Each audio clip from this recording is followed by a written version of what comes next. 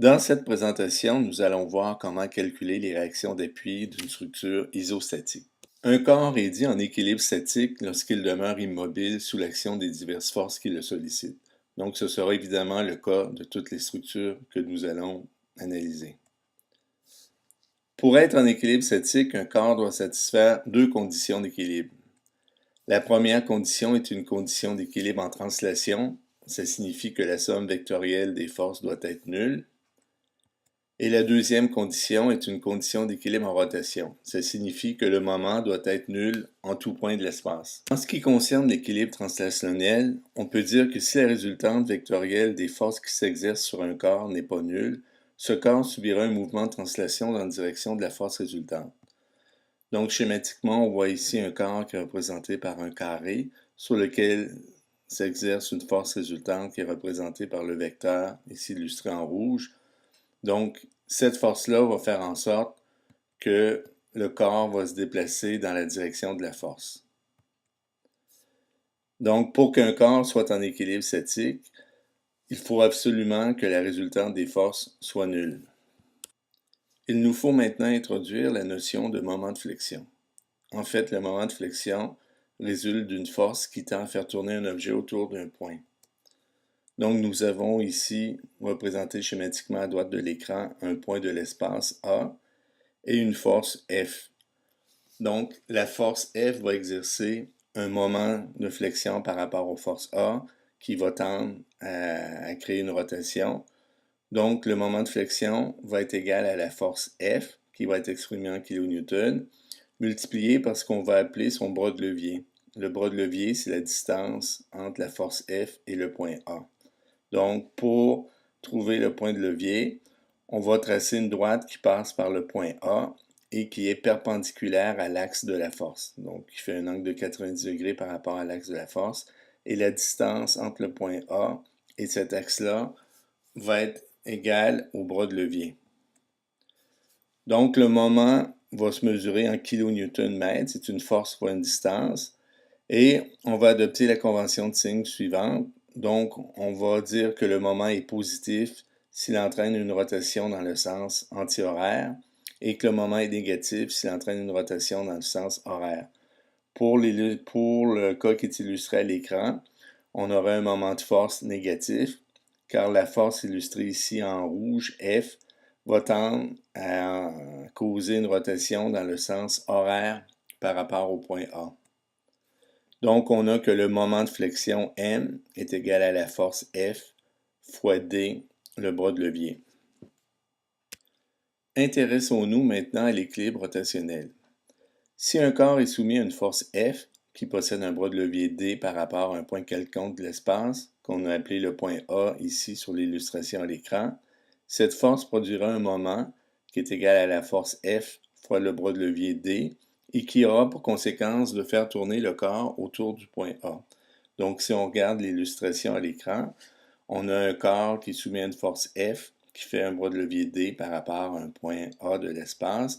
Donc, sous l'action de la force F, le corps va subir un mouvement de rotation autour du point A en suivant la trajectoire illustrée ici en pointillé rouge.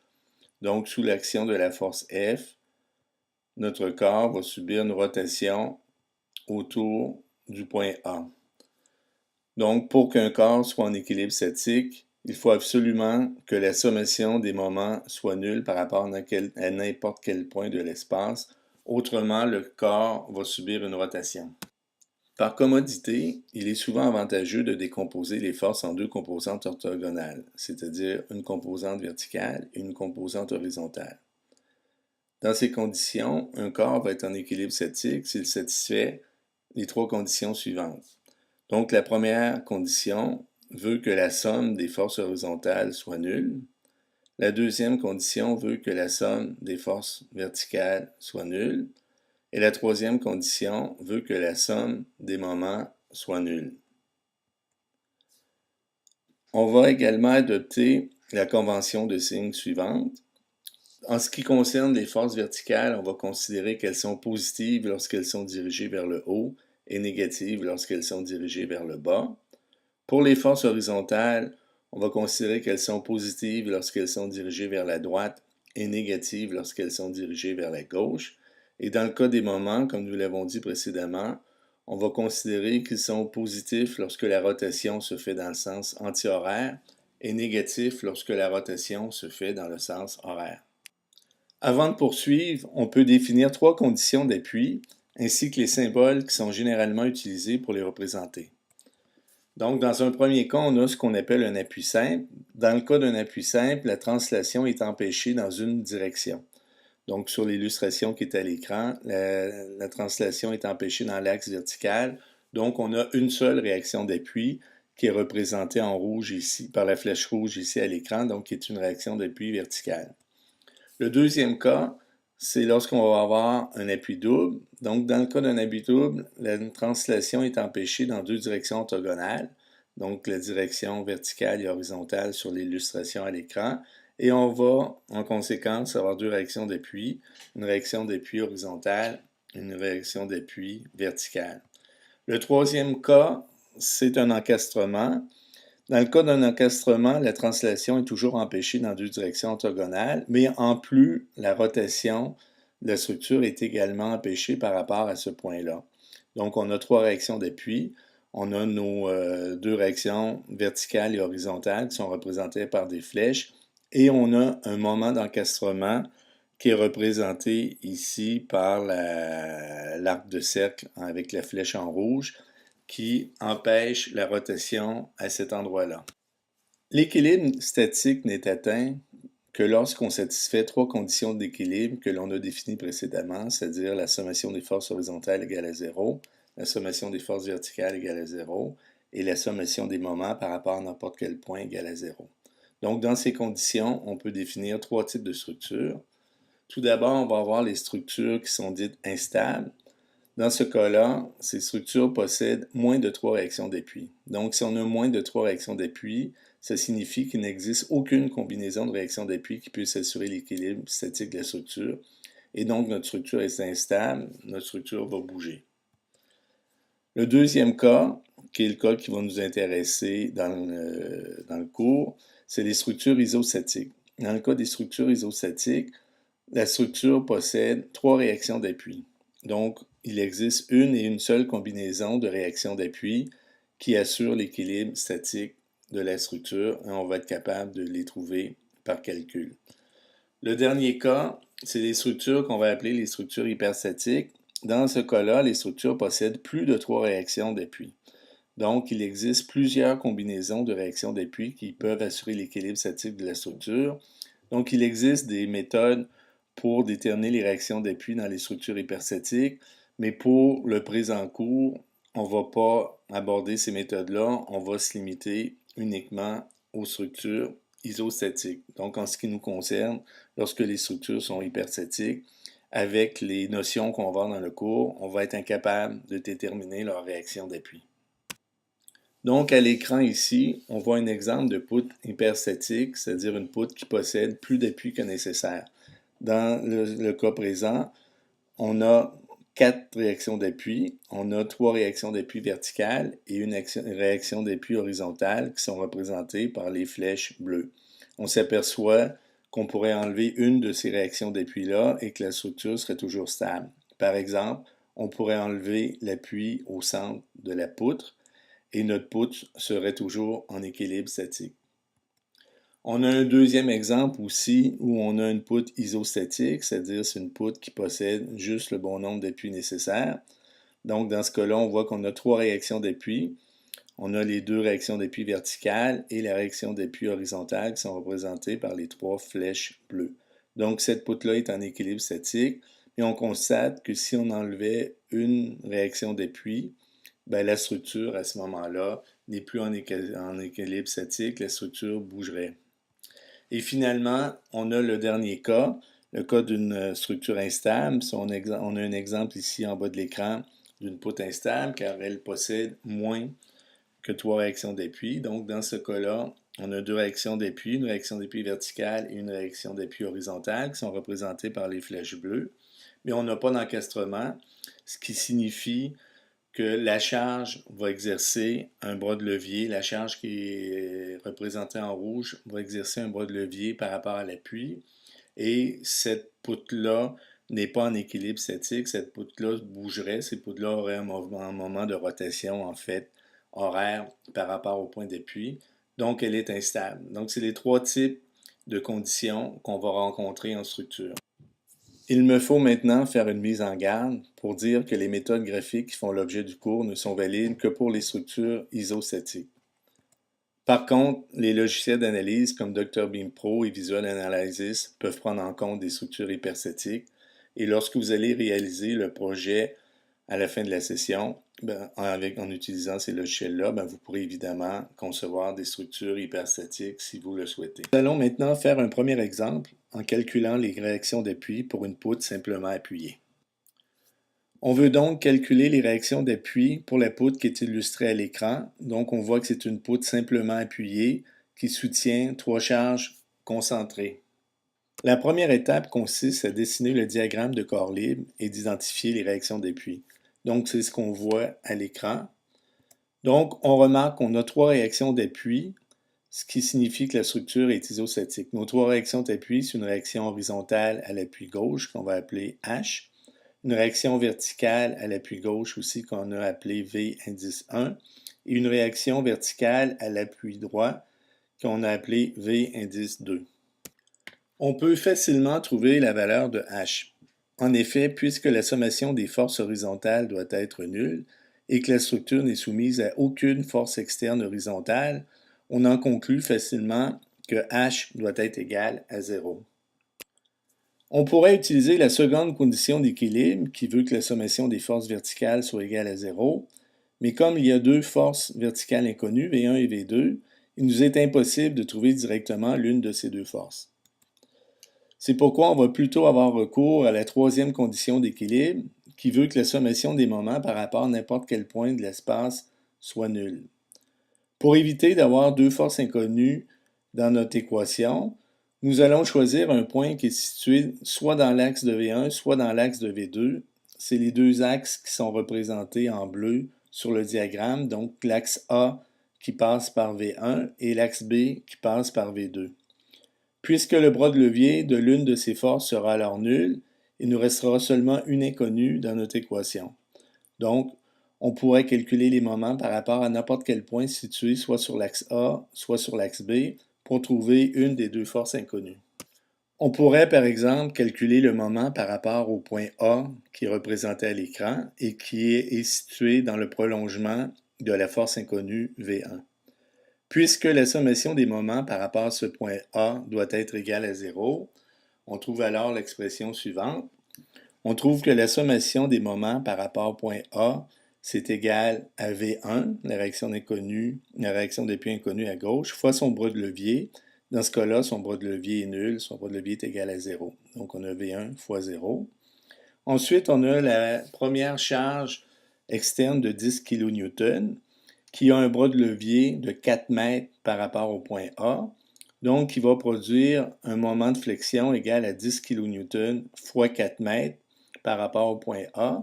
Dans ce cas-là, ce moment de flexion-là va entraîner une rotation horaire par rapport au point A. Donc, selon notre convention de signe, ça va nous donner un moment négatif. Donc, on va avoir une deuxième expression dans notre équation qui va être moins 10 kN fois 4 mètres. Si on regarde maintenant la deuxième charge externe de 20 kN, on s'aperçoit que cette charge-là a un bras de levier de 6 mètres par rapport au point A. Donc, elle va produire un moment qui est égal à 20 kN fois 6 mètres avec une rotation dans le sens horaire. Donc, ça va nous donner aussi un moment de flexion négatif. Donc, le troisième terme de notre équation va être égal à moins 20 kN fois 6 mètres. On prend ensuite la troisième force externe de 30 kN. Cette force-là a un bras de levier de 9 mètres par rapport au point A et produit aussi une rotation dans le sens horaire. Donc, elle va nous donner un moment négatif de 30 kN fois 9 mètres, qui est le quatrième terme de notre équation. Et enfin, on a la réaction d'appui inconnue V2 à droite de la poutre, qui fait un bras de levier de 12 mètres par rapport à A et qui va produire une rotation dans le sens anti-horaire dans ce cas-là. Donc, ça va nous donner un moment positif qui va être égal à V2 fois 12 mètres, qui est le dernier terme de notre équation. Puis tout ça, on veut que ce soit égal à 0. Donc maintenant, si on isole V2 dans cette équation-là, on va trouver facilement que V2 va être égal à 40 plus 120 plus 270 kN/m, qui correspond en fait aux 3 moments de flexion générés par les 3 charges externes, divisé par 12 mètres, qui est le bras de levier de notre réaction d'appui V2.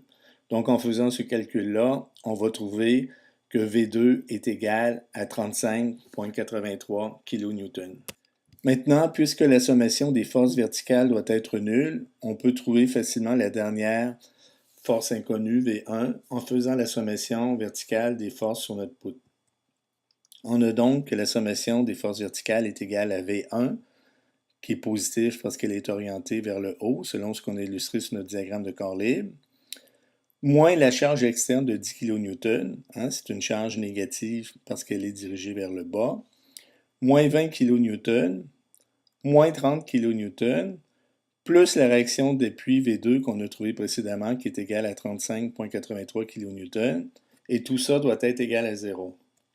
Si on isole V1 dans cette équation, on va trouver que V1 est égal à 10 plus 20 plus 30 moins 35,83 kN. Donc, V1 est égal à 24,17 kN. Pour s'assurer que nous ne sommes pas trompés dans nos calculs, on pourrait vérifier que la sommation des moments par rapport au point B, illustré ici à droite de la poutre, est bien nulle. Donc, si on fait la sommation des moments par rapport au point B, on voit qu'on a la réaction d'appui de 24,17 kN à gauche de la poutre, qui a un bras de levier de 12 mètres et qui crée une rotation dans le sens horaire par rapport au point B, donc qui crée un moment négatif de moins 24,17 kN fois 12 mètres. On a les 3 réactions d'appui externe de 10, de 20 et de 30 kN fois leurs bras de levier respectifs de 8, de 6 et de 3 mètres qui vont créer une rotation dans le sens anti-horaire par rapport à B, donc qui vont donner des moments positifs. C'est les 3 termes suivants, donc on a plus 10 kN fois 8 mètres, plus 20 kN fois 6 mètres et plus 30 kN fois 3 mètres. Puis finalement, on a la dernière réaction d'appui, 35,83 kN, dont le bras de levier est nul, donc qui va nous donner un moment nul. Le moment va être égal à 35,83 fois 0.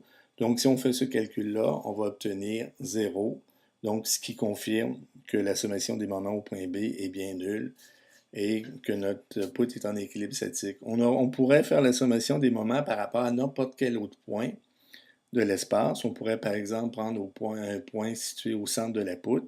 Et si on fait la sommation des moments à ce point-là, ben le moment va également être nul. Par définition, si la poutre est en équilibre statique, le moment est nul par rapport à n'importe quel point de l'espace. Je vais profiter de cet exemple pour introduire une autre notion qui va souvent être utile dans l'analyse des structures, qui est la notion de force résultante équivalente. En effet, lorsqu'on va calculer les réactions d'appui d'une structure, on peut toujours remplacer un ensemble de forces par une force résultante équivalente qui va avoir le même effet à 2 conditions. La première condition, c'est que la force résultante soit égale à l'addition vectorielle des autres forces. Et la deuxième condition, c'est que la force résultante soit placée le long d'un axe qui fait en sorte que le moment que cette force-là va exercer sur un point donné de l'espace va être exactement le même que la sommation des moments qui vont être exercés par chacune des forces individuelles. Pour la poutre de l'exemple précédent, on peut donc remplacer les 3 charges externes par une force résultante équivalente. Donc, cette force-là va être obtenue, comme on l'a mentionné, par l'addition vectorielle des 3 forces individuelles. Donc, on a ici à l'écran représenté l'addition vectorielle des 3 charges externes. La charge de 10 kN, de 20 et de 30 kN, ce sont 3 charges verticales orientées vers le bas. Donc, on pourrait remplacer ces 3 charges individuelles-là par une force résultante de 60 kN qui serait également orientée vers le bas. La force résultante équivalente doit produire le même moment de rotation que l'ensemble des 3 forces individuelles sur n'importe quel point de la poutre. la position de l'axe par lequel passe cette force résultante va donc pouvoir être obtenue en faisant la sommation des moments par rapport à un point quelconque de la poutre. Dans cet exemple, j'ai choisi d'utiliser le point A qui est au-dessus de l'appui gauche de la poutre et qui est représenté ici sur l'illustration à l'écran.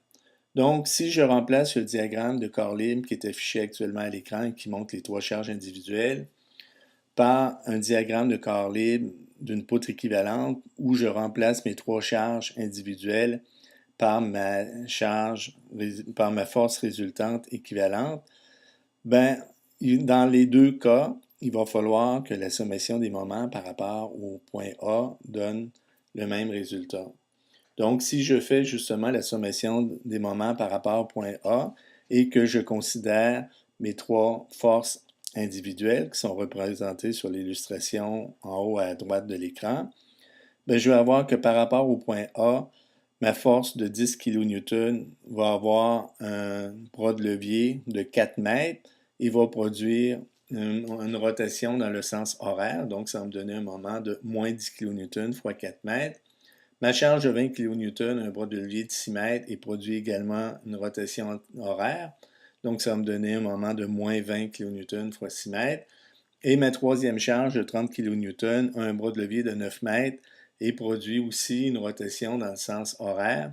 Donc, ça va me donner un moment de moins 30 kN fois 9 mètres. Donc, je vais additionner ces trois moments-là pour avoir l'effet combiné de mes trois charges individuelles au point A.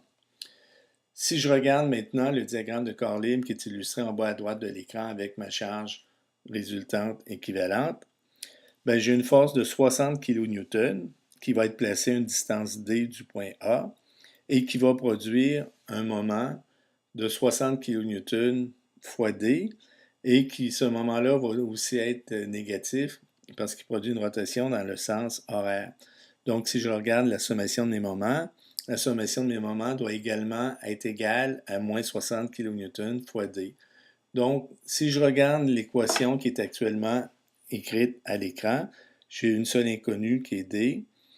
Donc, en isolant D dans cette équation-là, je vais trouver facilement que D va être égal à 40 plus 120 plus 270 kN/m divisé par 60 kN. Donc, ça va me donner un bras de levier de 7,17 mètres. Donc, je vais en conclure que je peux remplacer mes trois charges individuelles de 10, 20 et 30 kN par une force résultante équivalente de 60 kN qui serait placée à une distance de 7,17 mètres à partir de l'appui gauche de la poutre. Pour compléter les démonstrations, je vais maintenant calculer les réactions d'appui en utilisant le diagramme de corps libre qui est illustré à la figure ici à l'écran, où j'ai remplacé mes trois charges individuelles par la force résultante équivalente. Donc, si je calcule la sommation des moments par rapport au point A, par exemple, qui est un point situé au-dessus de l'appui gauche de la poutre, bien, je vais avoir que ma charge externe de 60 kN va créer un moment qui est égal à 60 kN fois le bras de levier, 7,17 mètres, et que ce moment-là va être négatif car il produit une rotation dans le sens horaire par rapport au point A. Et je vais avoir également ma réaction d'appui V2 qui a un bras de levier de 12 mètres par rapport au point A et qui va produire un moment positif égal à V2 fois 12 mètres car la rotation est dans le sens anti-horaire. Donc tout ça doit être égal à 0. Donc si j'isole V2 dans cette équation, bien, je vais trouver que V2 va être égal à 60 kN fois 7,17 mètres divisé par 12 mètres. Donc, la réaction d'appui V2 va être égale à 35,85 kN. Pour trouver la réaction d'appui V1, ben, je vais simplement faire la sommation des forces verticales. Donc, en faisant la sommation des forces verticales, je vais avoir V1 moins 60 kN, la charge externe qui est dirigée vers le bas, plus 35,85 kN qui correspond à mes réactions d'appui V2 dirigées vers le haut. Donc, tout ça doit être égal à 0. Si j'isole V1 dans cette équation, bien, je vais trouver que V1 est égal à 60 moins 35,85. Donc, ma réaction d'appui V1 est égale à 24,15 kN. Si je compare aux réactions d'appui que j'ai obtenues précédemment en utilisant les trois charges individuelles, je vais constater qu'on obtient exactement les mêmes réactions d'appui. Si on néglige une petite différence de 0,02 kN qui est simplement causée par une petite erreur d'arrondi sur la longueur des bras de levier. Ici, j'ai limité à deux chiffres après le point, là, la valeur du bras de levier pour la charge de 60 kN. Donc, dans la suite du cours, on va voir que c'est souvent avantageux de remplacer justement une série de charges par une force résultante équivalente qui va nous permettre là, de simplifier les calculs et l'analyse de la structure. Comme deuxième exemple du calcul des réactions d'appui dans une structure, nous allons considérer le cas d'un treillis isostatique. C'est ce qui se produit avec notre structure qui contient en effet une singularité qui la rend isostatiques. Cette singularité vient du fait que l'on considère que chacun des nœuds de la structure est rotulé, ce qui signifie que chacune des membrures ne peut transmettre que des efforts axiaux, soit des efforts de tension ou de compression. Si on regarde le diagramme de Corr-Lim qui est illustré en haut à gauche de l'écran, on remarque que puisque la membrure A ne transmet qu'un effort axial à l'appui, la réaction d'appui correspondante doit forcément être dans l'axe de la membrure. Donc, on peut remplacer les réactions d'appui inconnues H2 et V2 par une seule force résultante équivalente qu'on va appeler F2 et qui va être orientée dans l'axe de la membrure A.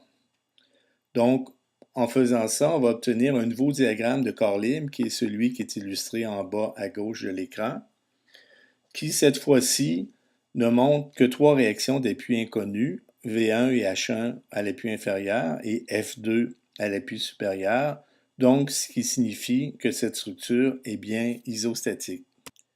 Il arrive qu'une structure comporte ce que l'on appelle des singularités qui lui imposent certaines contraintes et qui font en sorte que cette structure, qui théoriquement devrait être hyperstatique, est en fait isostatique. C'est ce qui se produit avec notre structure qui contient en effet une singularité qui la rend isostatique. Cette singularité vient du fait que l'on considère que chacun des nœuds de la structure est rotulé, ce qui signifie que chacune des membrures ne peut transmettre que des efforts axiaux, soit des efforts de tension ou de compression. Si on regarde le diagramme de Corr-Lim qui est illustré en haut à gauche de l'écran, on remarque que puisque la membrure A ne transmet qu'un effort axial à l'appui, la réaction d'appui correspondante doit forcément être dans l'axe de la membrure. Donc, on peut remplacer les réactions d'appui inconnues H2 et V2 par une seule force résultante équivalente qu'on va appeler F2 et qui va être orientée dans l'axe de la membrure A. Donc, en faisant ça, on va obtenir un nouveau diagramme de Corr-Lim qui est celui qui est illustré en bas à gauche de l'écran, qui cette fois-ci ne montre que trois réactions d'appui inconnues, V1 et H1 à l'appui inférieur et F2 à l'appui supérieur, donc ce qui signifie que cette structure est bien isostatique. La façon la plus simple de calculer les réactions d'appui consiste à prolonger les axes par lesquels passent les forces inconnues et à identifier un point de jonction entre deux de ces axes. Donc ici, à droite de l'écran, on a le diagramme de Corr-Lim sur notre structure. Donc, je pourrais rajouter, par exemple, ici, la ligne pointillée en bleu, qui est l'axe par lequel passe la réaction d'appui V1. Et je peux lui ajouter ici une autre ligne pointillée en bleu qui correspond à l'axe par lequel passe la réaction d'appui H1. Donc, le point de jonction entre ces deux axes-là est le point A, ici illustré à l'écran. Donc, ça signifie que si je fais la sommation des moments par rapport au point E, le bras de levier des forces inconnues V1 et H1 va être nul. Donc, dans mon équation, je vais avoir une seule inconnue qui va être la force F2. Je pourrais trouver d'autres points qui vont rencontrer les mêmes critères. Je pourrais, par exemple, ici, mettre une ligne en pointillé bleu qui est le prolongement d'un axe qui passe par ma réaction inconnue H1. Je pourrais mettre une autre ligne pointillée en bleu qui est dans l'axe de ma force inconnue F2. Et à la jonction de ces deux axes-là, je vais avoir le point B. Donc, ça signifie que si je calcule la sommation des moments par rapport au point B, ben, le bras de levier de l'effort inconnu H1 et de l'effort inconnu F2 va être nul. Donc, il va me rester une seule inconnue dans mon équation qui va être la force inconnue V1. Et finalement, je pourrais trouver un autre point qui rencontre ces critères. Donc ici, je peux placer une ligne pointillée dans l'axe de ma force V1.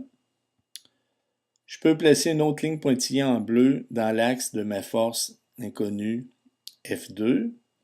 Et à la jonction de ces deux axes-là, je vais avoir le point C. Donc, si je calcule la sommation des moments par rapport au point C, ben, je vais avoir que le bras de levier de la force inconnue V1 et de la force inconnue F2 va être nul. Donc, dans mon équation, il va me rester seulement un inconnu qui est la force horizontale H1.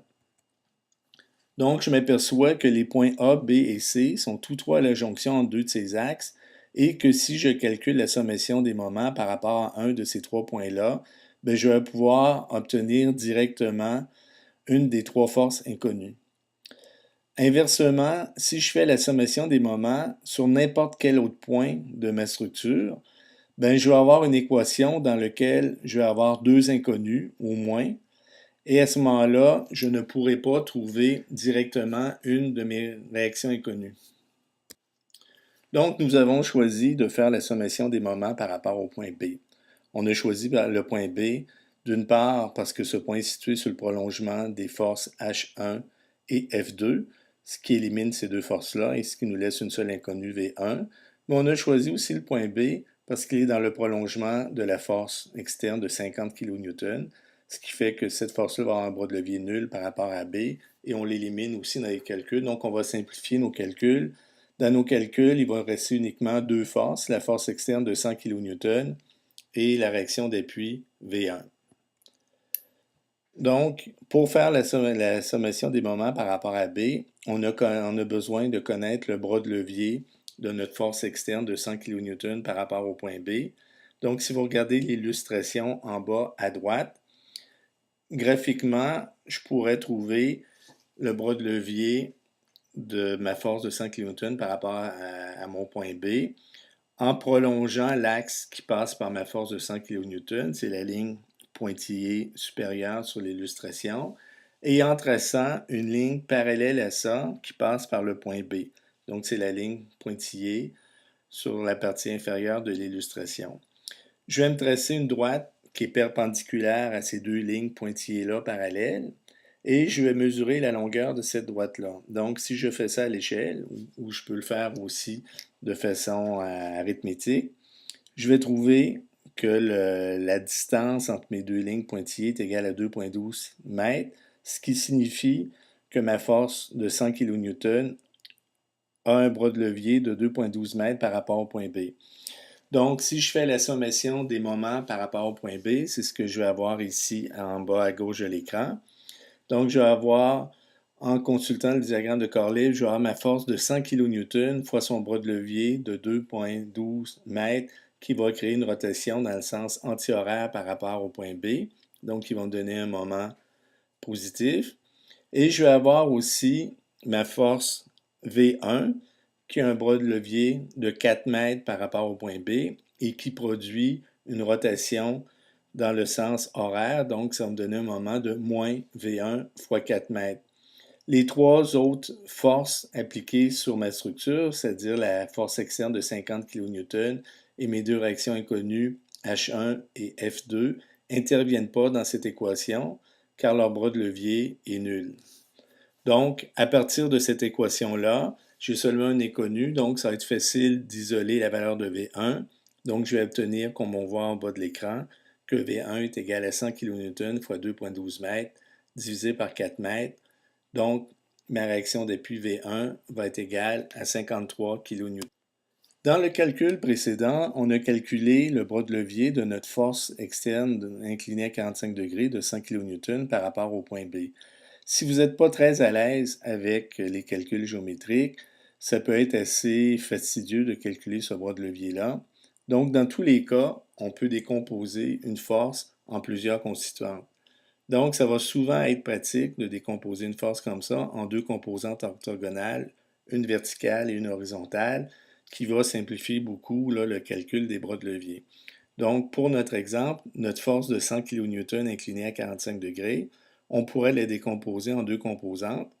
Une composante verticale qui est égale à 100 kN fois sinus 45 degrés, donc 70,7 kN, et qui est dirigée vers le bas, comme illustré sur le diagramme de corps libre, et une composante horizontale qui est égale à 100 kN fois cosinus de 45 degrés, donc qui est aussi égale à 70,7 kN, et qui dans ce cas-là est dirigée vers la gauche, comme on voit aussi sur le diagramme de corps libre. Donc, nos deux forces de 70,7 kN, verticale et horizontale, appliquées sur notre nœud, vont avoir exactement le même effet que notre charge inclinée de 100 kN. Donc, si on calcule la sommation des moments par rapport au point B avec ces deux charges-là, on va avoir l'expression suivante. On va voir que la sommation des moments par rapport au point B est égale à 70,7 kN, notre charge externe verticale, fois son bras de levier qui est égal à 2 mètres, qui va créer un moment positif parce que la rotation par rapport au point B se le fait dans le sens horaire.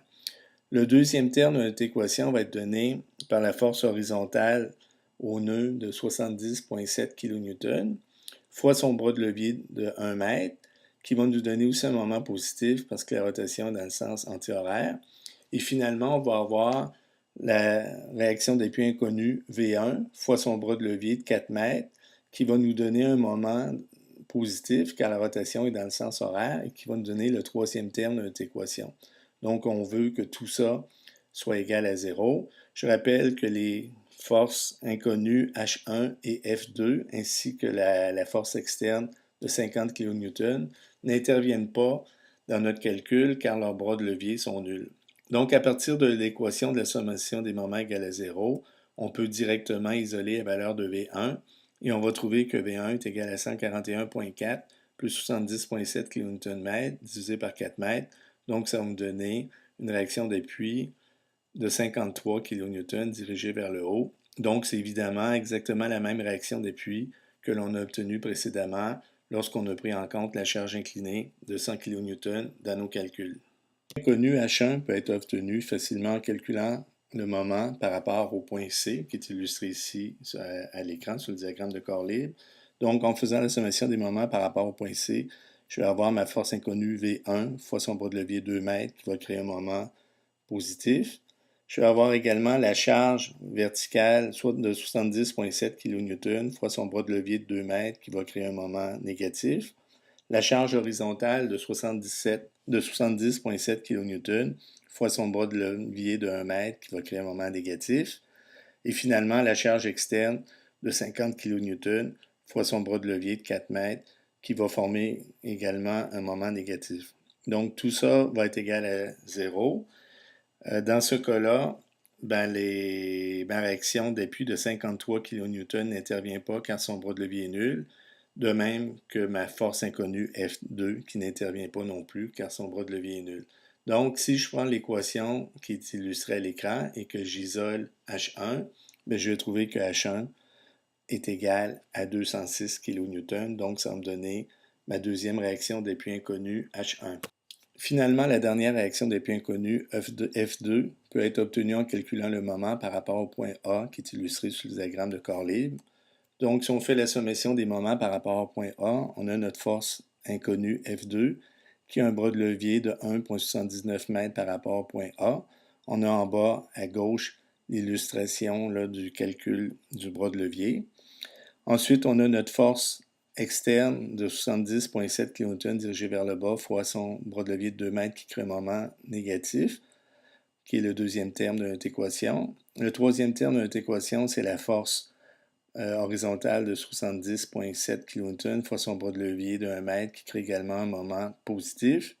Et puis finalement, on a notre charge externe de 50 kN fois son bras de levier de 4 mètres qui crée un moment négatif. Et la sommation de ces quatre moments-là doit être égale à 0. Donc, si on isole F2 dans cette équation, on trouve que F2 est égal à 151 kN. Donc, c'est la dernière réaction d'appui qui nous manquait. Pour s'assurer que nos résultats sont bons, on pourrait aussi vérifier que la résultante des forces est nulle dans les deux axes horizontaux et verticaux. Donc, si je fais la sommation des forces horizontales, j'aurais que la sommation des forces horizontales est égale à 206 kN, la réaction d'appui horizontale à l'appui inférieur, moins 151 kN fois le cosinus de 26,56 degrés, qui correspond à la composante horizontale de ma force F2, qui est inclinée de 26,56 degrés par rapport à l'horizontale, et puis moins 70,7 kN, qui correspond à la composante horizontale appliquée sur le nœud supérieur du treillis. Donc, tout ça va être égal à 0. Donc, ça confirme que je suis en équilibre statique translationnel par rapport à l'axe horizontal. Maintenant, si je fais la sommation des forces verticales, ben, je vais avoir 53 kN, qui est ma réaction d'appui V1, en bas à gauche de mon treillis, plus 151 kN fois le sinus de 26,56 degrés, qui correspond à la composante verticale de ma réaction d'appui F2 au sommet du treillis, moins 70,7 kN, qui est la force externe exercée au nœud supérieur du treillis et qui est négative car elle est dirigée vers le bas, moins 50 kN, qui est la charge externe appliquée à l'extrémité du treillis, qui est également négative parce qu'elle est dirigée vers le bas. Donc, si j'additionne ces quatre valeurs-là, je vais obtenir que la somme des quatre valeurs est égale à 0, ce qui confirme également que j'ai l'équilibre translationnel dans le sens vertical. Donc, c'est simplement une vérification qui me permet de m'assurer que mes calculs étaient exacts et que ma structure est bien en équilibre statique translationnel. Si on le souhaite, on pourrait également remplacer les deux réactions d'appui au point A par une force résultante équivalente. Donc, c'est ce qu'on voit ici en bas à gauche de l'écran. Si on trace le polygone de force au point A, on a une force verticale de 53 kN avec une force horizontale de 206 kN qui correspondent aux deux réactions d'appui. Donc, si on fait l'addition vectorielle de ces deux forces-là, on va obtenir une force résultante de 213 kN qui est inclinée de 14,4 degrés par rapport à l'horizontale. C'est la force qui est représentée en bleu ici sur le polygone de force. Donc, sur notre diagramme de corps libre, on pourrait remplacer nos deux réactions d'appui V1 et H1 par une force résultante équivalente de 213 kN inclinée à 14,4 degrés par rapport à l'horizontale. On pourrait aussi poursuivre le même raisonnement en remplaçant les deux forces externes, c'est-à-dire la force de 100 kN inclinée à 45 degrés, ainsi que la force verticale de 50 kN, par une force résultante équivalente. Donc, en bas à gauche de l'écran, on a le polygone de force où on voit l'addition vectorielle de ces deux forces-là. Donc, on s'aperçoit que si on additionne de façon vectorielle notre force de 50 kN et celle de 100 kN, on obtient une force résultante qui a une intensité de 140 kN et qui est inclinée de 59,6 degrés par rapport à l'horizontale. Il nous reste maintenant à trouver la position de l'axe par lequel passe la force résultante équivalente qu'on vient de calculer.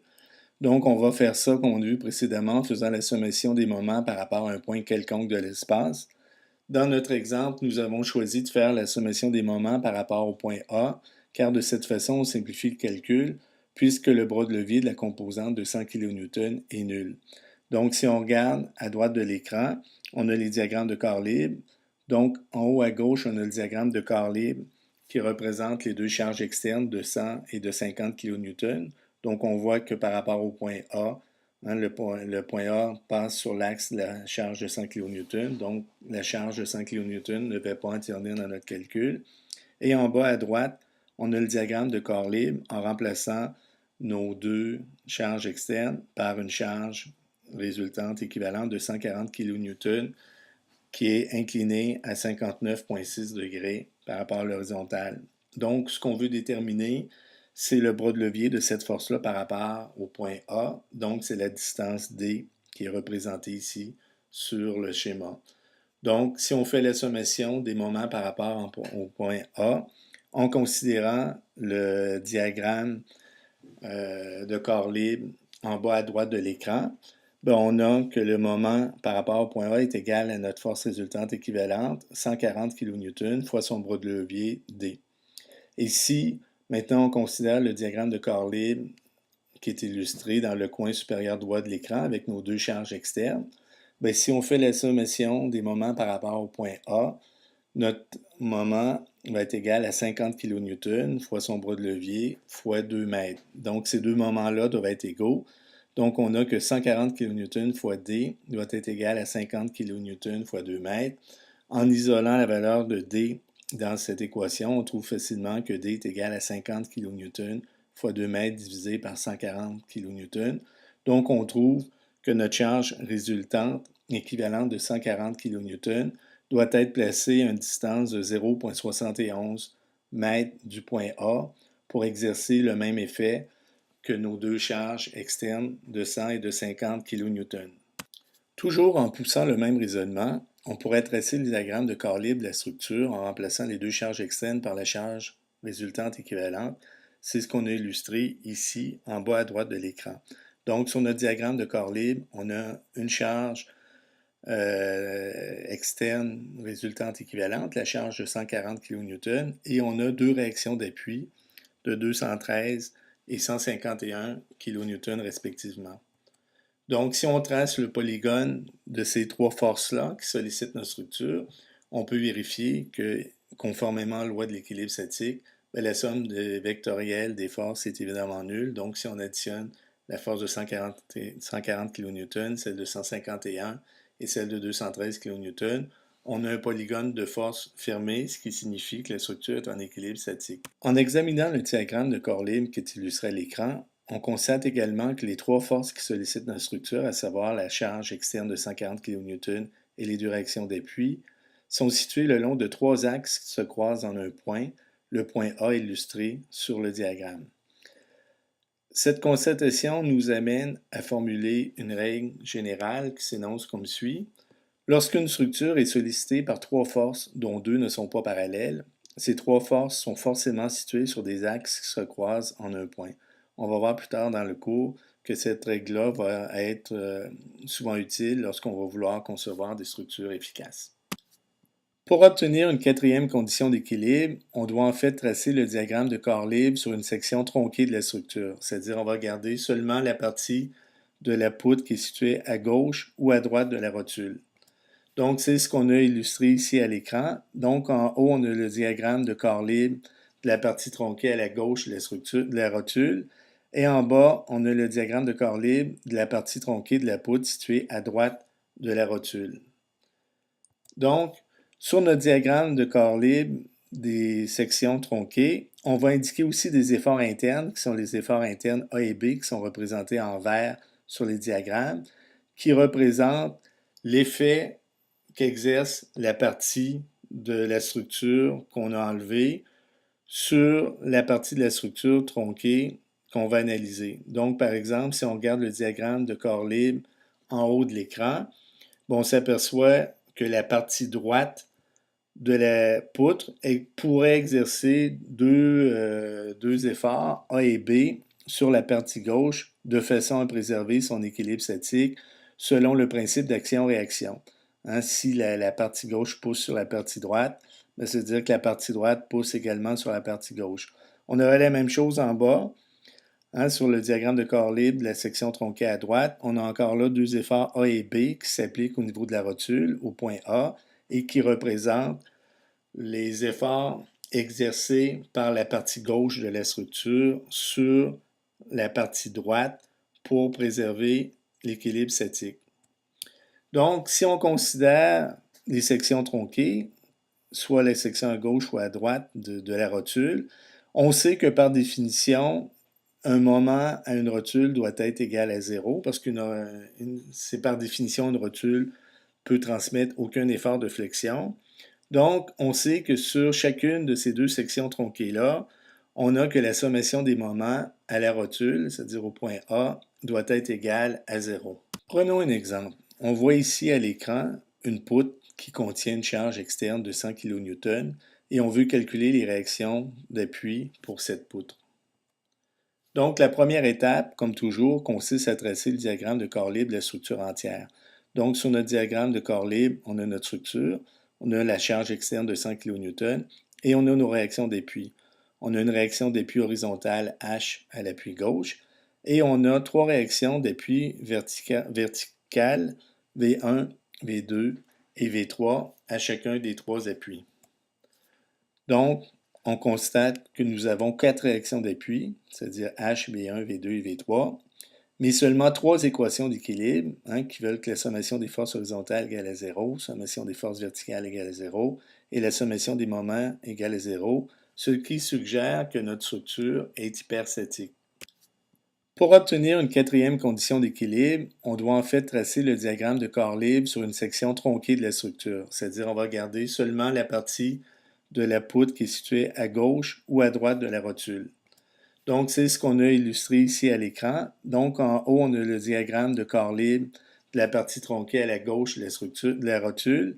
Et en bas, on a le diagramme de corps libre de la partie tronquée de la poutre située à droite de la rotule.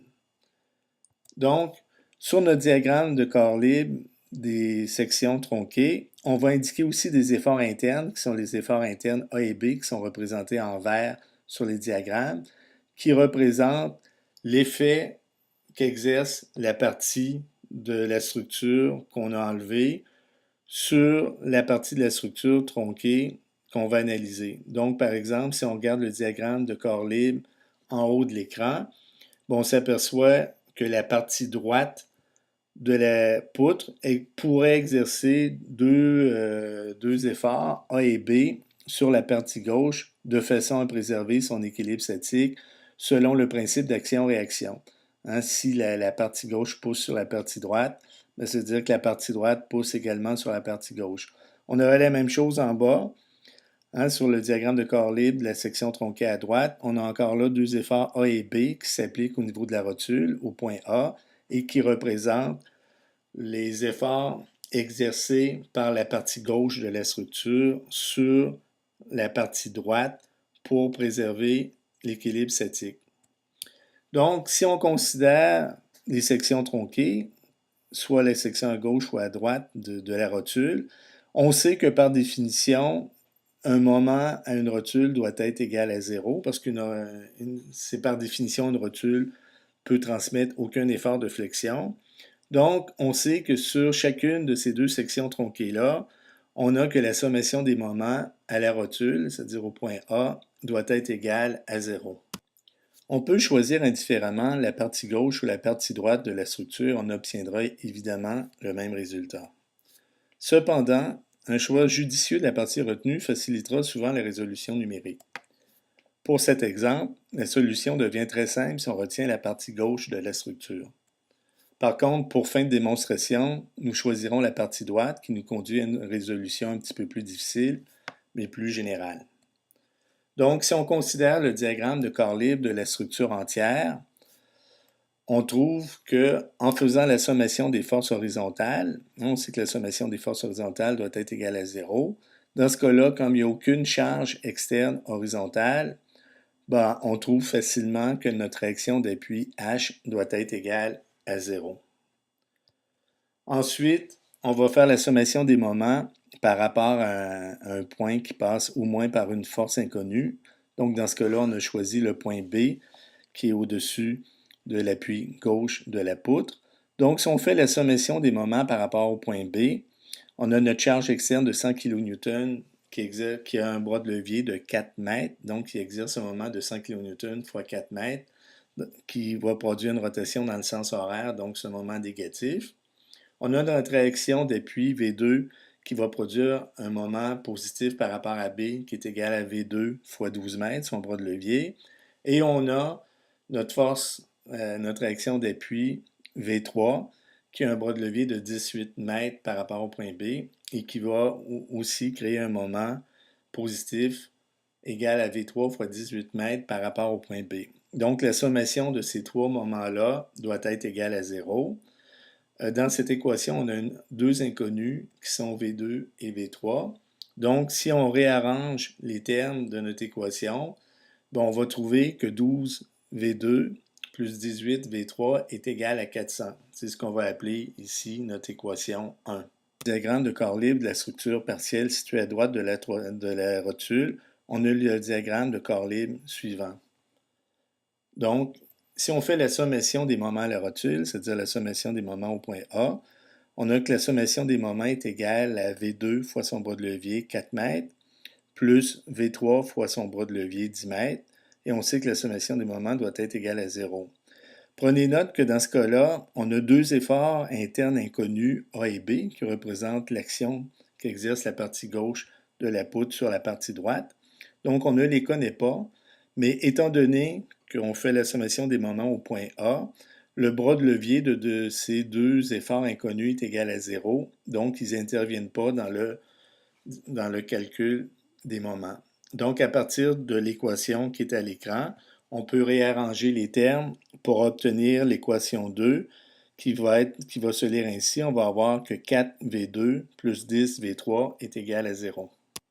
Nous avons maintenant un système de deux équations à deux inconnus, V2 et V3, que nous pouvons résoudre. Donc, on a reproduit à l'écran ici les deux équations 1 et 2 qu'on a déjà trouvées. Donc, si on isole V2 dans l'équation 2, on va obtenir que V2 va être égal à moins 10 V3 divisé par 4. Donc, V2 va être égal à moins 2,5 V3. Et on va appeler ça l'équation 3. Donc, en substituant l'équation 3 dans l'équation 1, on va trouver qu'on a 12 fois V2. Donc, 12 fois V2, si je ramène l'expression de V2 qu'on a trouvée dans l'équation 3, ça va me donner moins 30 V3 plus 18 V3 est égal à 400, ce qui me donne l'équation 4. Donc, à partir de cette équation-là, ben, je vais pouvoir isoler la valeur de V3. Donc, je vais trouver que V3 est égal à 400 divisé par moins 12. Donc, V3 est égal à moins 33,33 kN. En substituant la valeur de V3 dans l'équation 1, on trouve que 12V2 plus 18V3 est égal à 400. Donc 12V2 plus 18 fois moins 33,33 kN, la valeur de V3 qu'on connaît maintenant, donne 400. Donc si on isole V2, on va voir que V2 est égal à 400 plus 600 divisé par 12. Donc V2 est égal à 83,33 kN. On obtient finalement la dernière inconnue V1 en faisant la sommation des forces verticales. Donc, la sommation des forces verticales va nous donner que V1 plus V2 plus V3, moins 100 kN, la charge externe dirigée vers le bas, doit être égale à 0. Donc, on trouve que V1 est égal à 100 moins V2 moins V3. Donc, V1 va être égal à 100 moins 83,33 moins 33,33. Donc, V1 va être égal à 50 kN.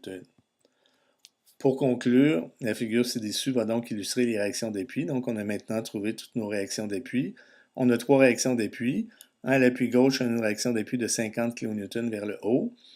Au deuxième appui, on a une réaction d'appui aussi de 83,33 kN vers le haut. Et à l'appui droite, on a une réaction de 33,33 kN.